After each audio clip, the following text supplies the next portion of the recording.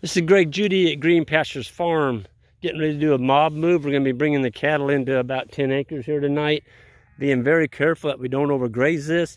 This is the exact same field that we did unrolling hay on in the January, February time period. And I came in here and shot a video this spring. If you remember, there's that row of cedar trees down there. There was thousands of little clover plants coming up in here, just little baby guys. Look, they're not babies anymore. I mean, this clover's a foot tall. I mean, it's as tall as my boots, okay? But look at that dang leaves on the fescue. Oh my gosh. See, that leaf is an inch wide at the base down there. Just as shiny. Oh my gosh, look at that. That's even a bigger one. Beautiful stuff. That's going to end up in a cow's belly here in about 5 minutes. He's going to reach out and lop that. But, you know, you look down here in the canopy. I'm going to just pick out oh, my gosh, look at that. Beautiful orchard grass, fescue, clover. Let's see what's down here in the canopy. I want to see what's down on the ground. Ah, come on. Ugh, I can't really get to the ground. Oh, yeah. Oh, yeah. Look at that. All those little vermiculites, all those little pieces, that's all earthworm castings. Thousands of worms in here, folks. Thousands of them.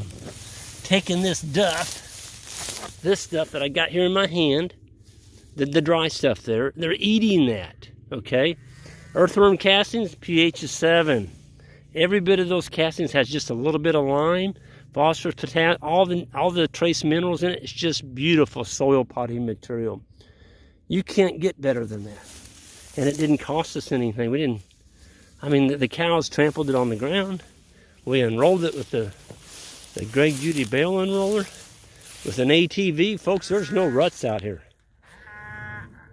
If I'd have used the big tractor or any tractor and came in here in March when we were raining every single day, you wouldn't be able to walk through here. You'd break your ankle because of all the deep ruts. But with an ATV unrolling it, no bale rings for me.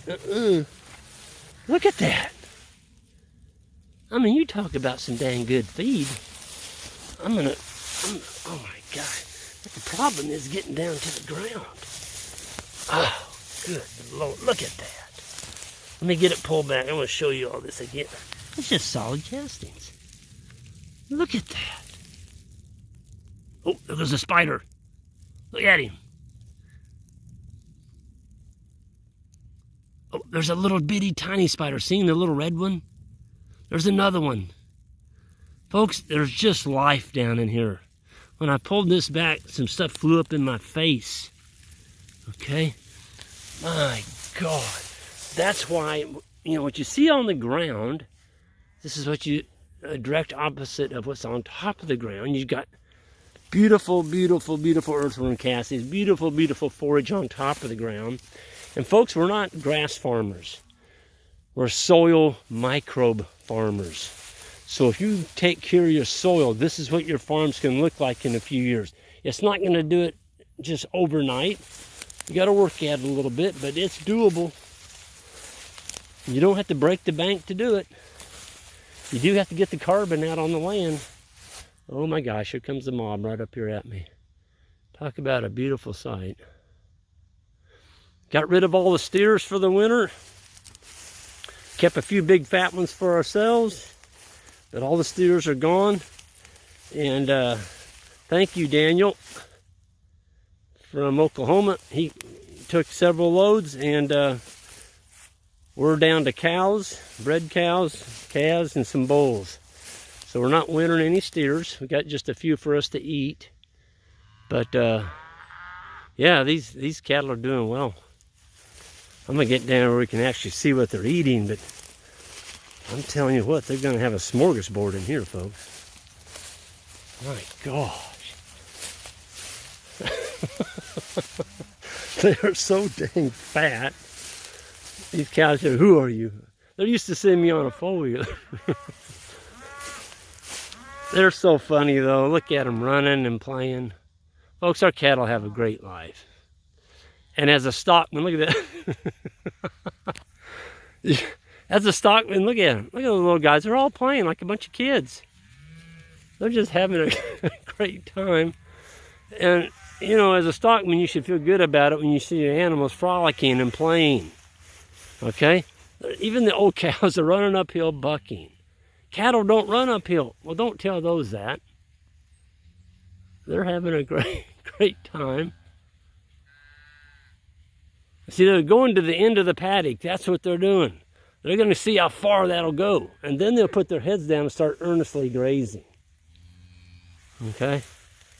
But they want to see how far they can. They might get in trouble, you know, how far they can go. And then these are down here. They've already said, you know what we got right here is good enough for us. But I want to show you the body condition on these cattle. We're, you know, again, November 5th. It's just cold as blazes every night. It seems cold after having a hot. You know, it's crazy. We set records for October being the hottest October. And then we set records for being the coldest. We had a snow before Halloween. We haven't had a snow before Halloween for a while. But anyway, yeah, 63. You're just a fat girl, aren't you? They've all got their winter haircoats on. Right there's a really nice young bull. That's one that will be marketing next year. He's just a yearling. Man, they're just tearing it up. 63. What are you doing?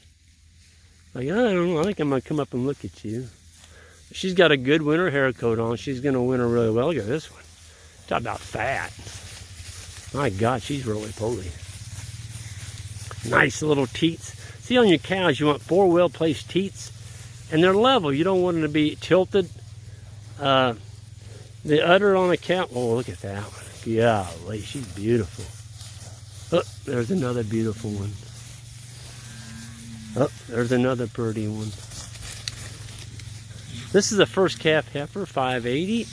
She's doing real well. She's got a nice fat calf on her. Here's her calf right there, 911. I mean, look at that.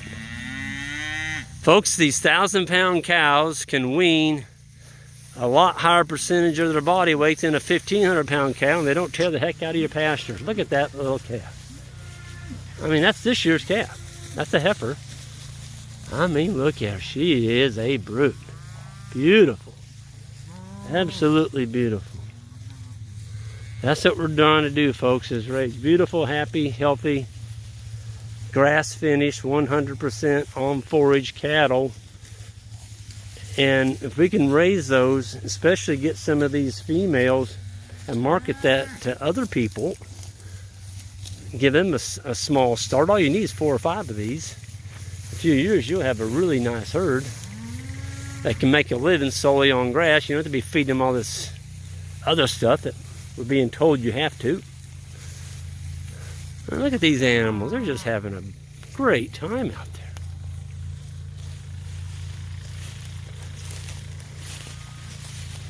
What's amazing to me, this calf right here, that calf is less than 2 weeks old. And that sucker is eating grass already. And clover. That's because he's watched his mommy. And the mommies teach the babies what to eat and what not to eat. Just like a mother. A human mother. Man, it smells good out here. It just smells cattle-y. I love the smell of cattle. People say, oh, the manure stinks. It doesn't stink. If your manure stinks, you need to look at what you're doing. Probably feeding them grain. Or they're getting too much protein. The manure's too runny. If the manure's too runny, you're making them graze the plant down too short. Look at that. That cow's just taking the top parts of that plant. See that? That tongue, whoop, whip, whip. And see when that tongue reaches out there and rips on that grass, it sends this shock signal down the plant to the roots and wakes up all the microorganisms and fungi living on those plant roots. And the plant gets busy putting back energy into those roots, form of all the beautiful soil microbes. That's just a fat heifer. My God. Look at her. She's going to winter well. She's going to winter well. There's another heifer. She's going to winter well. I don't think there's any thin, there's no thin animals in here. Boys are down there. We've got an intern applicant in tonight, and he's learning He's learning the ropes. We usually bring in 4, and we pick from those 4. And this year we're going to be taking 2. So he's